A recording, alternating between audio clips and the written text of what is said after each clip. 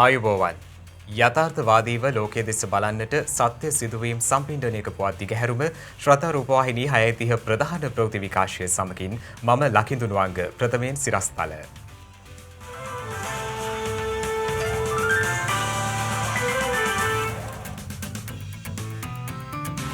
ශ්‍රී ලංකාව ගැන ජිනීවා මානව හිමිකම් කොමිසමේ යෝජනා සංශෝධනය කරමින් නව කෙටුම් පතක්. පාස්කු ප්‍රහාරය පිළිබඳ ජනපති කොමිෂන් සභා වාර්තාවේ කරුණු ජනපති හෙළි කරයි. ජාතික ආරක්ෂාව කෙරෙහි ප්‍රමුඛත්වයක් නොදුන්නු කමයි. ජාතික හැඳුනුම් පතේ තොරතුරු ඔන්ලයින් ඔස්සේ තහවුරු කිරීමේ විශේෂ වැඩපිළිවෙලක්. අකුණු අනතුරුවලින් ආරක්ෂා වන්නැයි කාලගුණයෙන් අනතුරු ඇඟවීමක්. නාසා රෝවරය අඟහරු මත පළමු ධාවනය සිදු කරයි.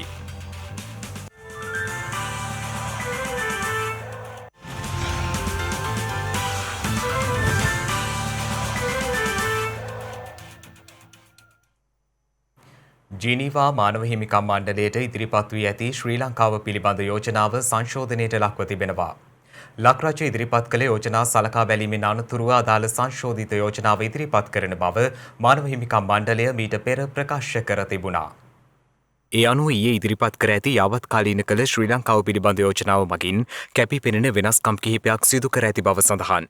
සංශෝධිත යෝජනාවට ජගත් මානව හිමිකම් කොමසාරිස්වරිය යෝජනා කර තිබූ ආකාරයෙන් මෙරට මානව හිමිකම් උල්ලංඝනය කිරීම සම්බන්ධයෙන් චෝදනා එල්ල වී ඇති පුද්ගලයින්ගේ වත්කම් තහනම් කිරීම හෝ සංචාරක තහනම් පැනවීම ඇතුළත් කර නැහැ. එමෙන්ම මානව හිමිකම් සහ ජාත්‍යන්තර මානුෂීය නීතිය උල්ලංඝනය කිරීම සම්බන්ධයෙන් අනාගත වගවීම් ක්‍රියාමාර්ග තහවුරු කළ යුතුයි. කවර ආකාරයෙන් කවරෙකු විසින් සිදු කළද මෙරට සිදු ඇති සියලු ආකාරයේ ත්‍රස්තවාදී සහ ප්‍රචණ්ඩ අන්තවාදී ක්‍රියා අවිවාදයකින් තොරව හෙලා දකින බවද මානව හිමිකම් මණ්ඩලයට ඉදිරිපත් කර ඇති ශ්‍රී ලංකාව පිළිබඳ යෝජනාවලියේ නව සංශෝධනවලට ඇතුළත්. 20 වන සංශෝධනය සම්බන්ධයෙන් මානව හිමිකම් කොමසාරිස්වරියගේ වාර්තාවට ඇතුළත්ව තිබූ ප්‍රකාශයද නව කෙටුම්පතේ සංශෝධනය කර තිබෙනවා. 20 වන සංශෝධනය සඳහා වූ මම්පෙත් සහ ක්‍රියාමාර්ගයන් වෙනුවට එහි දැක්වෙන්නේ 20 වන සංශෝධනය බලගැන්වීම යන වදනයි. කෙසේ නමුත් ස්වාධීන ආයතනවල ක්‍රියාකාරීත්වය ව්‍යවස්ථා සංශෝධන මගින් තහවුරු විය යුතු බව නව යෝජනාවේද අඩංගු කරුණක්. මානව හිමිකම් මහ කොමසාරිස්වරිය විසින් පසුගියදා ඉදිරිපත් කරන ලද යෝජනාව විදේශ අමාත්‍ය දිනේෂ් ගුණවර්ධන මහතා විසින් ප්‍රතික්ෂේප කරන ලද අතර ජගත් මානව හිමිකම් මණ්ඩලය අමතමින් ඔහු සඳහන් කළේ මිතුරු රටවලින්ද එම චෝදනා ප්‍රතික්ෂේප කරන ලෙස ඉල්ලා සිටින බවයි. කොවිඩ් ආසාදිතයින් 350 දෙනෙකු ඊයේ හඳුනා ගැනීමත් සමග මෙරට සමස්ත ආසාදිතයින් සංඛ්‍යාව 84960ක් දක්වා ඉහළ ගියා. ඊයේත් වැඩිම ආසාදිතයින් කොළඹ දිස්ත්‍රික්කයෙන් වාර්තා වූ අතර රත්නපුර දිස්ත්‍රික්කයේ කොවිඩ් ආසාදිතයින් සංඛ්‍යාව ශීඝ්‍ර ලෙස ඉහළ ගොස් තිබෙනවා. කොවිඩ් මරණ භූමදානය කිරීම සඳහා තෝරාගත් මඩකලපුවේ ඔට්ටමාවඩි සූඩුපත්තින සේනයි ප්‍රදේශයේදී ඊයේ මෘතදේහ 9ක් භූමදානය කළ බව මඩකලපුව ප්‍රාදේශීය සෞඛ්‍ය සේවා අධ්‍යක්ෂ නාගලිංග මයුරන් මහතා ප්‍රකාශ කළා. මඩකලපුව ඔට්ටමාවඩි ප්‍රදේශයට අමතරව අම්පාර ඉරක්කාමන් ප්‍රදේශයේද කොවිඩ් මරණ භූමදාන කටයුතු සඳහා තෝරාගෙන තිබෙනවා. එසේම මුසිරි ප්‍රාදේශීය සභාවේ සභාපති AGH සුබිහාන් ප්‍රකාශ කළේ තම ප්‍රාදේශීය සභා බල ප්‍රදේශය තුළද තෝරාගත් ස්ථානයක කොවිඩ් මෘතදේහ භූමදානය කිරීම සඳහා හැකියාව පවතින බවයි. මේ අතර ඊයේ දිනේදී හඳුනාගත් ආසාදිතයින් 350 දෙනා අතරින් පෑලියගොඩ කොවිඩ් පොකුරේ ආශ්‍රිතයින් 325 දෙනෙකු වන බවත් බන්ධනාගාර කොවිඩ් පොකුරෙන් 13 දෙනෙකු සහ විදේශයන්හි සිට පැමිණි 12 දෙනෙකු වන බවත් රජයේ ප්‍රවෘත්ති දෙපාර්තමේන්තුව සඳහන් කළා. ඊයේත් වැඩිම කොවිඩ් ආසාදිතයින් සංඛ්‍යාව කොළඹ දිස්ත්‍රික්කයෙන් වාර්තා වී තිබෙනවා. COVID-19 පැතිරීම වැළැක්වීමේ ජාතික ක්‍රියාන්විත මධ්‍යස්ථානයේ සඳහන් කළේ එම සංඛ්‍යාව 94ක් බවයි. ඊට අමතරව රත්නපුර දිස්ත්‍රික්කයෙන් ආසාදිතයින් 80 දෙනෙකු සහ බදුල්ල දිස්ත්‍රික්කයෙන් ආසාදිතයින් 31 දෙනෙකුද ඊයේ හඳුනා ගැනුණා. මේ අතර ඊයේ දිනේ තවත් කොවිඩ් මරණ 4ක් වාර්තා වීමත් සමග මෙරටින් වාර්තා වන සමස්ත කොවිඩ් මරණ සංඛ්‍යාව 493ක් දක්වා ඉහළ ගියා. මේ අතර යුද හමුදාපති ජෙනරාල් ශ්‍රාවේන්ද්‍ර සිල්වා මහතා කොවිඩ් මර්ධන එන්නත ලබාගෙන තිබෙනවා. අතු දැසන යුද හමුදා රෝහලේදී ඔහු එම එන්නත ලබා ගත්තේ. එමෙන්ම කොවිඩ් මර්ධනය වෙනුවෙන් කැපව සිටින ත්‍රිවිධ හමුදා සමාජිකින් සඳහා වෙනම එන්නත් තොගයක් ශ්‍රී ලංකාවට ලබා දෙන බව මෙරට ඉන්දිය මහ කොමසාරිස්වරයා ප්‍රකාශ කර තිබෙනවා. මේ අතර ලක්ෂපාන ජලවිදුලි බලාගාරයේ සේවකින් 10 දෙනෙකුට කොවිඩ් වෛරසය ආසාදනය වී තිබෙනවා. ඔවුන්ගේ ආශ්‍රිතයන් වූ තවත් 40 දෙනෙකු නිරෝධායනය සඳහා යොමු කර ඇති බවයි අඹගමුව සෞඛ්‍ය වෛද්‍ය නිලධාරී කාර්යාලය සඳහන් කළේ. ලක්ෂපාන ජලවිදුලි බලාගාරයේ සේවකයෙකුට ඇති වූ රෝගී තත්ත්වයක් මත සිදු කළ කොවිඩ් පරීක්ෂණයකදී ඔහු ආසාදිත බවට හඳුනා ගැනීමත් සමග මෙලෙස ආශ්‍රිතයින් 10 දෙනෙකු කොවිඩ් ආසාදිත බවට හඳුනාගෙන තිබෙනවා. මේ අතර කැස්බෑව නගර සභා බල ප්‍රදේශයේ නාගරික මන්ත්‍රීවරයෙකු ඇතුළු 32 දෙනෙකුට කොවිඩ් වෛරසය ආසාදනය වී ඇති බවයි වාර්තා වන්නේ. ආසාදිතයින් අතරට නාගරික මන්ත්‍රීවරයෙක් බොකුන්දර ආර්ථික මධ්‍යස්ථානයේ 20 දෙනෙක් සහ සුපිරි වෙළඳ සැලක 11 දෙනෙකු අයත් වනවා. මේ හේතුවෙන් කැස්බෑව නගර සභාව සහ බොකුන්දර ආර්ථික මධ්‍යස්ථානය තාවකාලික වසා තැබීමටයි පියවර ගෙන ඇත්තේ. මේ වන විට වෛරස් ආසාදිතව රෝහල්වල ප්‍රතිකාර ලබන පුද්ගලයන් සංඛ්‍යාව 2534ක් වන අතර වෛරස් ආසාදිතයයි සැක සහිතව රෝහල්වල විමර්ශනය යටතේ පසුවන පුද්ගලයන් සංඛ්‍යාව 609ක්. අදිනේදී පුද්ගලයන් 448 දෙනෙකු සුවය ලබා රෝහල්වලින් පිටව යාමත් සමග මෙරට සුවය ලැබූ සමස්තය දැක්වෙන්නේ 81769ක් ලෙසයි. ජනපති ගම සමග පිළිසඳර වැඩසටහන අද පැවැත්වුණේ කුරුණෑගල ගිරිබාව ප්‍රදේශයේදී. එම වැඩසටහනේ 13 වන අදියරයි අද පැවැත්වුණේ. ජනාධිපති ගෝඨාභය රාජපක්ෂ මහතාගේ ප්‍රධානත්වයෙන් පැවැත්වෙන ගම සමග පිළිසඳර වැඩසටහන අද පැවැත්වුණේ කුරුණෑගල ගිරිබාව වේරකල ප්‍රදේශය කේන්ද්‍ර කරගනිමින්. මාතුරාකම ප්‍රදේශයේ ක්‍රීඩා පිටියට පැමිණි ජනාධිපතිවරයා ජනතාව ඇමතුවා.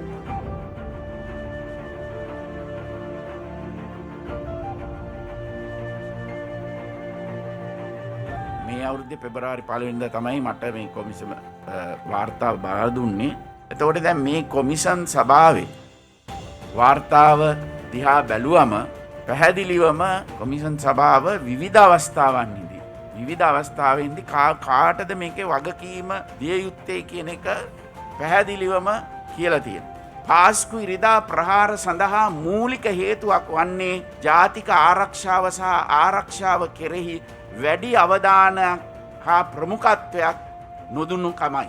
දමිල අන්තවාදී බෙදුම්වාදී ත්‍රස්තවාදයටවත් ඉස්ලාම ආගමික අන්තවාදයටත් පිසෝසවන්නට කිසිම අයුරකින් ඉඩ තියන්නේ අපි ඒ ගත යුතු පියවර ගැනීමට අපේ රජය වගකීමෙන් කටයුතු කරන. ඒ අයට දඬුවම් දෙන එක ඒක අපේ රජයේ අපේ වගකීම. ඒක අපි නිසියාකාරව කරනවා. මේ වාර්තාව විතරක් නෙවෙයි තවත් වාර්තාවලත් ඒ වගේම CID එක ඒ වගේම TID ත්‍රස්ත ඊළඟට බුද්ධි අංශ මේ අය ඒ අංශ වලින් හොයාගන්න අය අපි අනිවාර්යෙන්ම දඬුවම් දෙනවා. මේ ජනාධිපති කොමිෂන් සභා වාර්තා ජීවිතේට තමුන්නාන්සලා දකින්නේ නැහැ. නමුත් මේක එළියට ඇවිල්ලා මාසයකටත් අඩු කාලයක් ඇතුළතදී මම කැබිනට් මණ්ඩලයට දාලා පාර්ලිමේන්තුවට දාලා පාර්ලිමේන්තුවේ ලබන සමාන විවාදය කරනවා. මේක ජනතාවට හැම එක්කෙනාටම බලා ගන්න මාසයකටත් අඩු කාලයකදී. මේ අතර විදුලි බල පහසුකම් නොමැති සියලුම ග්‍රාමීය නිවාසවලට විදුලිය සපයන දැයට එළිය වැඩසටහන අද ආරම්භ වුණා. ඒ ජනාධිපති ගෝඨාභය රාජපක්ෂ මහතාගේ ප්‍රධානත්වයෙන්. ජනපති ගම සමග පිළිසඳර වැඩසටහනට සමගාමීවයි මෙම වැඩසටහන ආරම්භ වුණේ. විදුලි බල පහසුකම් නැති සියලුම ග්‍රාමීය නිවාසවලට විදුලිය සපයන අරමුණින් දැයට එළිය වැඩසටහන ක්‍රියාත්මකයි.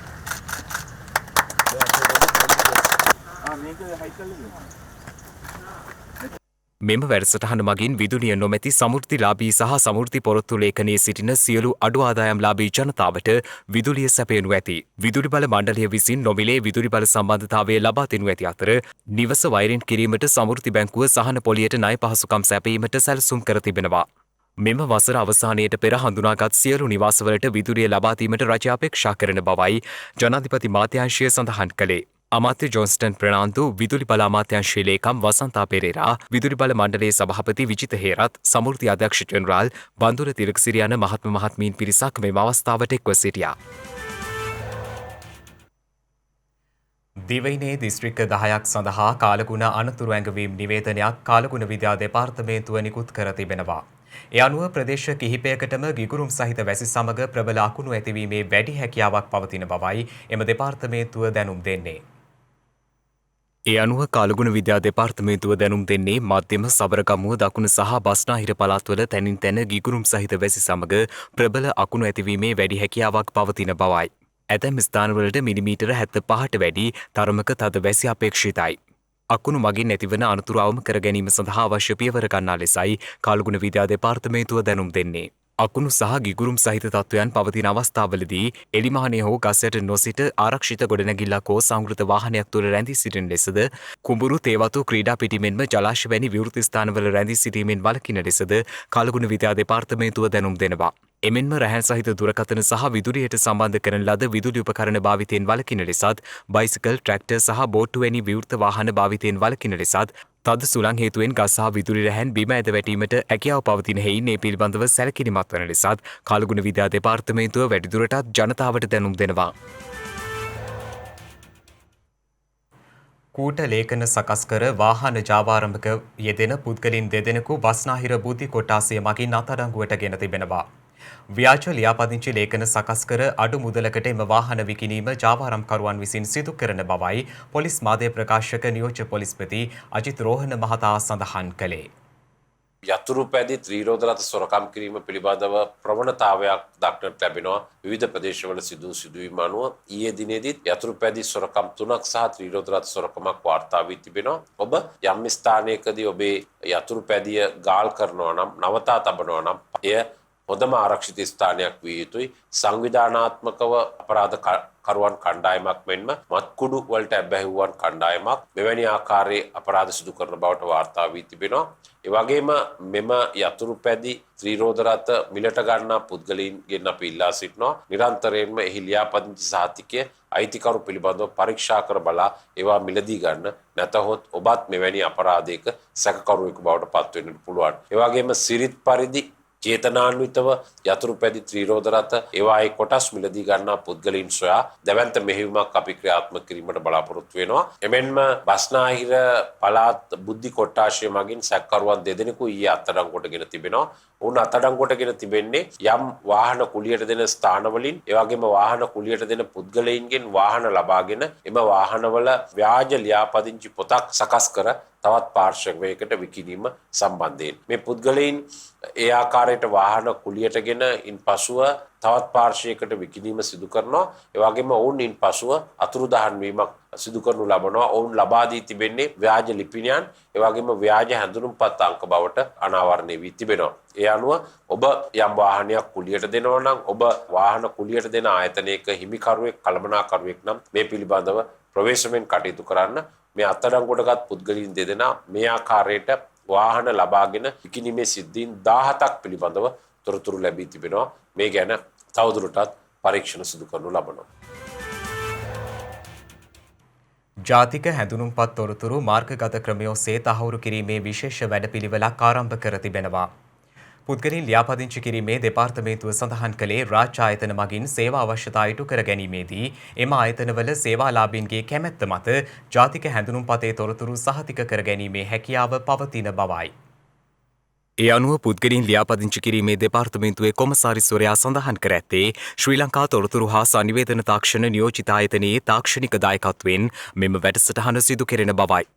මෙම නව වැඩපිළිවෙල ඔස්සේ විවිධ වංචනික ක්‍රියා වළක්වා ගැනීමට හැකියාව ලැබෙනු ඇති බව පුද්ගලින් ලියාපදිංචි කිරීමේ දෙපාර්තමේන්තුවේ කොමසාරිස්වරයා සඳහන් කළා.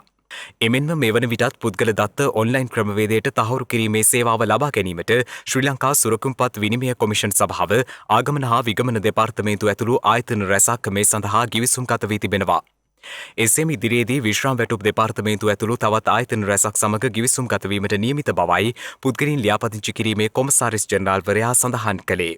ඒ අනුව නව තාක්ෂණය සමග මුසු ඩිජිටල් ආර්ථික ක්‍රියාවලිය තුළ පුද්ගල අනන්‍යතාව වඩාත් නිවැරදිව හා විශ්වාසනීයව තහවුරු කරමින් විධිමත් හා කාර්යක්ෂම මහජන සේවාවක් සැපයීම සඳහා සියලු ආයතනයන්ට අවශ්‍ය සහාය ලබා දීමට හැකියාව ලැබෙනු ඇති. වැලි ජාවාරම නැවැත්වීමට සහ වැලි මිල ඉහළ යාම පාලනය කිරීම සඳහා සමූපකාර සමිති ක්‍රමයක් ක්‍රියාත්මක කිරීමට පරිසර අමාත්‍යාංශයේ පැවති සාකච්ඡාවකදී යෝජනා වී තිබෙනවා. එහිදී වැලිමිල ඉහළ යාම පාලනය වැලි බෙදා හැරීමේදී ජාවාරම්කරුවන් පිරිසක් විසින් අධික ලෙස මුදල් අය කරමින් මහජනතාව ගසා කෑම, මහවැලි ගඟෙහි වැලිවලට වෙනත් වැලි වර්ග කවලම් කර අලෙවි කිරීම, ඇනුම් කරන නියමිත ප්‍රමාණයෙන් වැලි මහජනතාවට නොලැබීම වැනි කරුණු රැසක් පිළිබඳව සාකච්ඡාවට බඳුන් වී තිබෙනවා.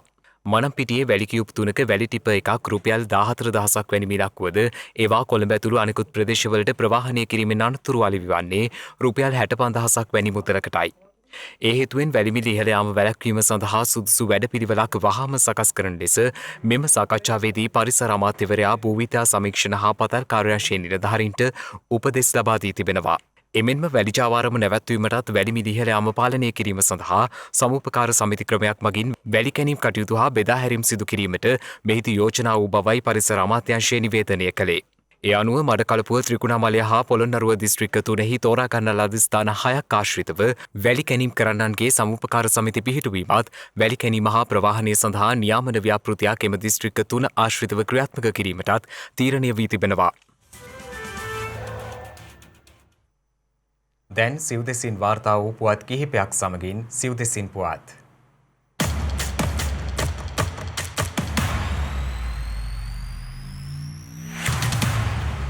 ජාත්‍යන්තර ප්‍රවාහන සේවා දිනය වෙනුවෙන් ප්‍රවාහන අමාත්‍යාංශය වැඩසටහන් රැසක් සංවිධානය කර තිබෙනවා. ඊයේ සහ අද යන දෙදින තුල එම වැඩසටහන් ක්‍රියාත්මකයි. ඒ අර්ථයේ සංවිධානය කරනු ලැබූ විශේෂ උත්සවයක් ඊයේ පැවැතුනේ මෝටර් රථ ප්‍රවාහන දෙපාර්තමේන්තුවේදී. මෙහිදී ලියාපදිංචි කරන සහ පවරන ලද මෝටර් රථ සඳහා පැලයක් ලබා දීම සිදු කෙරුණා. මෙම වැඩපිළිවෙල ඉදිරියේදී තවත් දිස්ත්‍රික්ක 5ක් තුල ක්‍රියාත්මක කිරීමට නියමිත බවයි එම උත්සව අවස්ථාවට එක්වෙමින් ප්‍රවාහන රාජ්‍ය අමාත්‍ය දිලු මමුණුකම මහතා සඳහන් කළේ. මේ අතර ජාත්‍යන්තර ප්‍රවාහන දිනය නිමිත්තෙන් සියලුම දුම්රිය ස්ථානවල රුක්රෝපණ වැඩසටහනක්ද ආරම්භ කිරීමට දුම්රිය දෙපාර්තමේන්තුව තීරණය කර තිබෙනවා. එහි සමාරම්භක අවස්ථාව ඊයේ පෙරවරුවේ මරතාන දුම්රිය ස්ථානයෙන් ආරම්භ කෙරුණේ දුම්රිය මගීන්ට පරිසර හිතකාමී ප්‍රවාහන සේවයක් ලබා දීමේ අරමුණින්. ඒ අනුව ඊයේ දිනේදී සියලුම දුම්රිය ස්ථානවල රුක්රෝපණ වැඩසටහන් සිදු කළ බවයි දුම්රිය ස්ථානාධිපති සංගමය සඳහන් කළේ. බදු සහ දඩමුදල් රැස්කිරීමේ ප්‍රගතිය විමර්ශනය සඳහා දේශීය ආදායම් දෙපාර්තමේන්තුව නැවතත් පාර්ලිමේන්තු රාජ්‍ය ගිණුම්කාරක සභාව හමුවට කැඳවා තිබෙනවා. ඒ අනුව අදාළ තොරතුරු මාර්තු මාස 10 වන දින කෝපා කමිටුවට සපයන ලෙසයි දේශීය ආදායම් දෙපාර්තමේන්තුවට දන්වා ඇත්තේ. පසුගිය ජනවාරි 6 වනදා පැවති රාජ්‍ය ගිණුම් පිළිබඳ කාරක සභා රැස්වීමේදී විශාල වශයෙන් බදු නොගෙවන ආයතනවල ලේඛනය ඉදිරියේදී මාධ්‍ය මගින් මහජනතාව වෙත ප්‍රසිද්ධ කිරීමට කටයුතු කරන බවත් එලෙස බදු නොගෙවන ආයතනවල ලේඛනය මාස 2ක් තුල කාරක සභාවට ලබා දෙන ලෙසත් එහි සභාපති මහාචාර්ය තිස්ස විතාරණ මහතා දේශීය ආදායම් දෙපාර්තමේන්තුවට දැනුම් දී තිබෙනවා. ඒ අනුව බදු එකතු කිරීම සම්බන්ධව ආදායම් දෙපාර්තමේන්තුව ගෙන ඇති පියවර හා සැලසුම් මෙහිදී කෝපා කමිටුවේ සමාජිකයින්ගේ විමර්ශනයට ලක්වනු ඇති. ජනාධිපති කොමිෂන් සභා දෙකක අවසන් වාර්තා කතානායක මහින්දයාපාබේ වර්තන මහතා වෙත බාර දී තිබෙනවා. ඒ පාර්ලිමේන්තු සංකීර්ණයේදී. ඒ අනුව ජනාධිපති පරීක්ෂණ කොමිෂන් සභා අවසන් වාර්තා ජනාධිපති නීති අධ්‍යක්ෂ ජෙනරාල් ජ්‍යෙෂ්ඨ නීතිඥ හරිගුප්තා රෝහණදීර මහතා විසිනුයි කතානායකවරයා වෙත බාර දී ඇත්තේ. මෙලෙස බාර දුන් එක් වාර්තාවක් වූයේ 2015 ජනවාරි මාස 8 වන දින ආරම්භ වී 2019 නොවැම්බර් මාස 16 වන දින අවසන් වූ කාල සීමාව තුළ නිලතල් දැරූ රජයේ නිලධාරීන් රාජ්‍ය සංස්ථා සේවකීන් සන්නද්ධ හමුදාවන්හි සහ පොලිස් සේවයේ සමාජිකින්ට සිදුව ඇතැයි කියන දේශපාලන පලිගැනීම් පිළිබඳව පරීක්ෂා කර තොරතුරු ලබා ගැනීම සඳහා වන ජනාධිපති කොමිෂන් සභාවේ අවසන් වාර්තාවයි. එය වෙළුම් 3කින් සමන්විත වනවා. එමෙන්ම දෙවැනි වාර්තාව වූයේ 2015 ජනවාරි මාස 15 වන දින සිට දෙසැම්බර් 31 වනදා දක්වා කාලය තුල රජයේ ආයතනවල සිදුව ඇතැයි සැලකෙන දූෂණ වංචා සොයා බැලීමේ ජනාධිපති කොමිෂන් සභාවේ අවසන් වාර්තාවයි.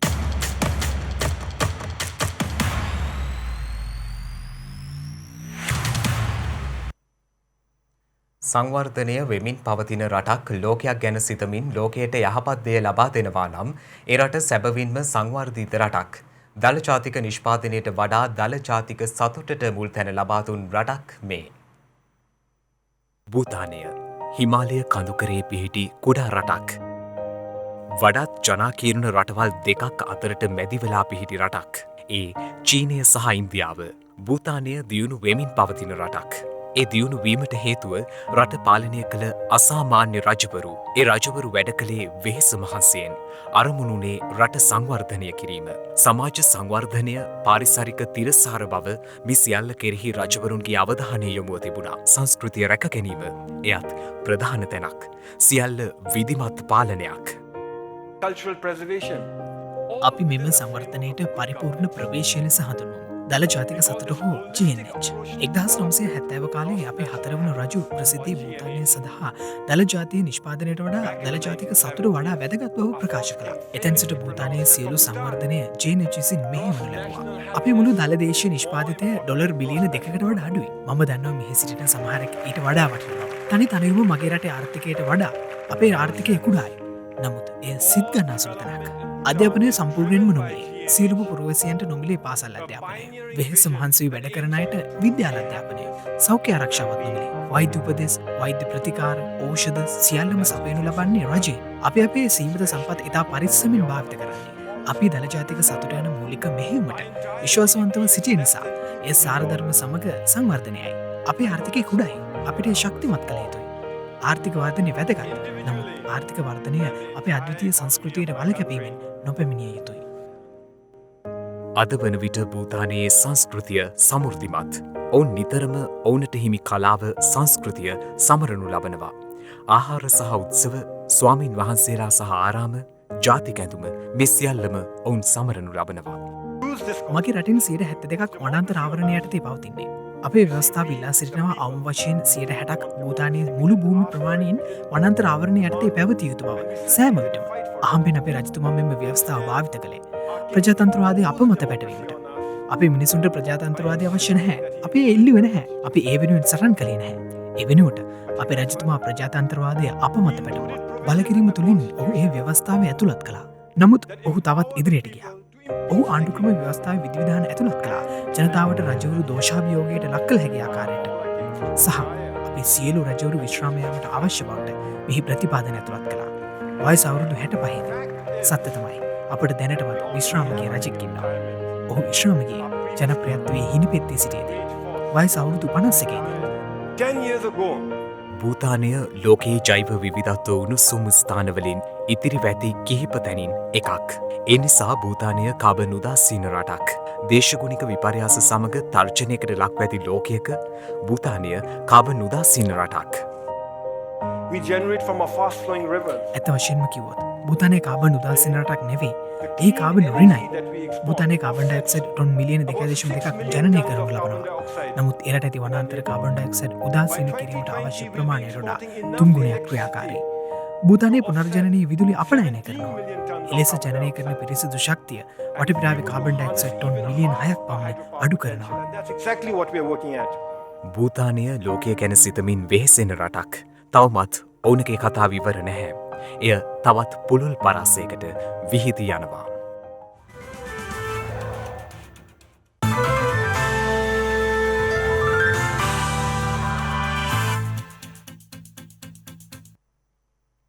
අවධානය විදෙස් පුවත් වෙත. පසුගියදා නාසා ආයතනය විසින් අඟහරු ගවේෂණයට දියත් කළ රෝවරය අඟහරු ග්‍රහයා මත සිය පළමු වන ධාවනය සිදු කර ඇති බව විදෙස් මාධ්‍ය වාර්තා කළා.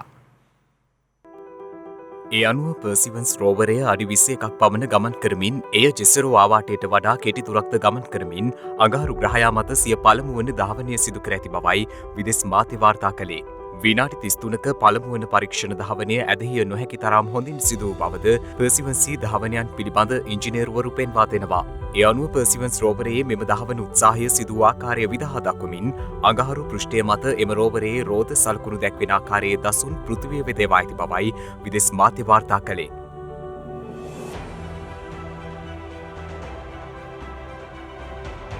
පසුගේ පෙබ්‍රවාරි 18 වනදා පර්සිවන්ස් රෝවර් යානය සාර්ථක ලෙස අඟහරු මත ගොඩ බැසීමෙන් පසු බොහෝ පිරික්සුම් හා සන්ධිස්ථානවලින් පළමු වන ජයග්‍රහණය වන්නේ මෙයයි. ඒ අනුව මෙම මෙහෙයුම යටතේ රෝවරය සැබවින්ම අඟහරු ගවේෂණය කිරීම ආරම්භ කළ පසු එය අඩි 656ක් හෝ ඊට වඩා වැඩි සාමාන්‍ය දුරක් අඟහරු පෘෂ්ඨය මත ගමන් කරනු ඇති බවයි නාසා ආයතනය පෙන්වා දෙන්නේ. මේ අතර ලෝපුරා පාරිභෝගිකයින් වෙත හිමිවිය යුතු ආහාරවලින් 5න් 1ක් පමණ ඉවතලන බව ජගත් සංවිධානය පවසනවා. එහි ඉවතලන සම්පත් සංරක්ෂණ වැඩසටහනේ අධ්‍යක්ෂ රිචඩ් ස්වනෙල් ප්‍රකාශ කළේ 2019 වසරේදී මෙලෙස ටොන් බිලියනයක් පමණ වූ ආහාර ද්‍රව්‍ය නිවාස අලෙවිසැල් ආයතන සහ රෝහල් මගින් ඉවතලා ඇති බවයි. එය පාරිසරික සමාජීය මෙන්ම ආර්ථිකමය පාඩුවක් ලෙසයි ඔහු පෙන්වා දෙන්නේ. මෙලෙස ඉවතලන ආහාර ටොන් 40 බහලුම් වල පටවා එකිනෙක පිටුපස රැඳුවහොත් ලෝවටා වට 7ක් නිර්මාණය කළ හැකි බවට ඔහු අනුමාන කර තිබෙනවා. මෙලෙස ලෝකයේ ආහාර ද්‍රව්‍ය අපතේ යවද්දී ලෝපුරා මිලියන 700ක් පමණ ජනතාව සෑම රැයකම සාගින්නෙන් නින්දට යන බවටයි ජගත් සංවිධානය ඇස්තමේන්තු කර ඇත්තේ. මේ අතර කොවිඩ් වසංගත ව්‍යාප්තිය හමුවේ වසරකට වැඩි කාලයක් වසා දමා තිබූ ඇමරිකාවේ නිව්යෝක් නගරයේ සිනමා හල් යළි විවෘත කර තිබෙනවා. විදෙස් මාධ්‍ය වාර්තා කළේ සෞඛ්‍ය ක්‍රමවේදවලට අනුගතව සිනමා හල් යළි විවෘත කර ඇති බවයි. කොවිඩ් වසංගත ව්‍යාප්තියෙන් වැඩිම බලපෑමක් එල්ල වූ රටවන ඇමරිකාවෙන් ගත වූ දින කිහිපය තුළද ලොව වැඩිම මරණ සහ අසාධිතීන් වාර්තා වන බවයි විදෙස් මාධ්‍ය වාර්තා කළේ. ගත වූ පැය 24 තුළ පමණක් ඇමරිකාවෙන් කොවිඩ් ආසාදිතයින් 1794 දෙනෙකු මිය ගොස් ඇති බව එරට සෞඛ්‍ය අංශ පෙන්වා දෙනවා. ඒ අනුව මේ වන විට වාර්තා වන සමස්ත කොවිඩ් මරණ සංඛ්‍යාව 5,35,563ක්. එමෙන්ම ගත වූ පැය 24 තුළ නව කොවිඩ් ආසාදිතයින් 67,281ක් වාර්තා වී ඇති අතර කොවිඩ් ආසාදිත සමස්ත ඇමරිකානු පුරවැසියන් සංඛ්‍යාව 2,95,93,704ක් දක්වා ඉහළ ගොස් තිබෙනවා. එරට වැඩිම කොවිඩ් මරණ සහ ආසාදිතයින් කැලිෆෝනියා, ටෙක්සාස්, ෆ්ලොරිඩා, නිව්යෝක් වැනි ප්‍රාන්තවලින් වාර්තා වන බවයි එරට මාධ්‍ය වාර්තා කළේ. කෙසේ වෙතත් සාර්ථකයෙන්වත් කරන වැඩපිළිවෙල හමුවේ රට දෛනික කොවිඩ් ආසාදිතයින් සහ මරණ සංඛ්‍යාව පහළ යෑමක් අපේක්ෂිත බවද එරට මාධ්‍ය ප්‍රකාශ කර තිබෙනවා.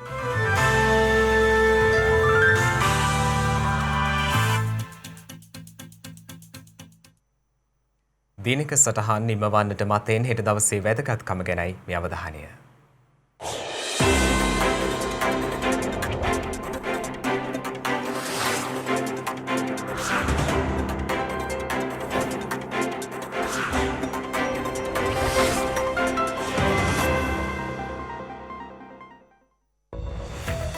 හෙට මාර්තු 7 වෙනිදා සීදොන් බස්තියන් ජයවිර බණ්ඩාර මහතා විසින් දිනපතා ප්‍රවෘති නමින් මෙරට ප්‍රථම දිනපතා පුවත්පත ආරම්භ කිරීම සිදු කර ඇත්තේ 1895 වසරේ මාර්තු මස 7 වන දිනයි.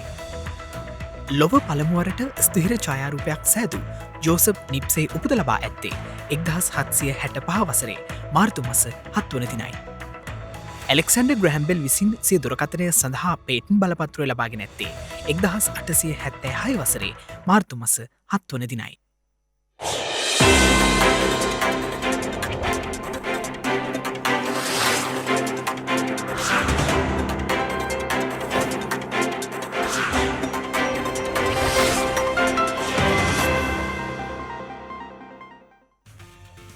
ඒ සමගින් ශ්‍රද්ධා ප්‍රධාන ප්‍රවෘත්ති විකාශය නිමාවට පත්වනවා. හමුවෙමු හෙටත් සවස 6:30ට. තෙරුවන් සරණයි. නමෝ බුද්ධාය.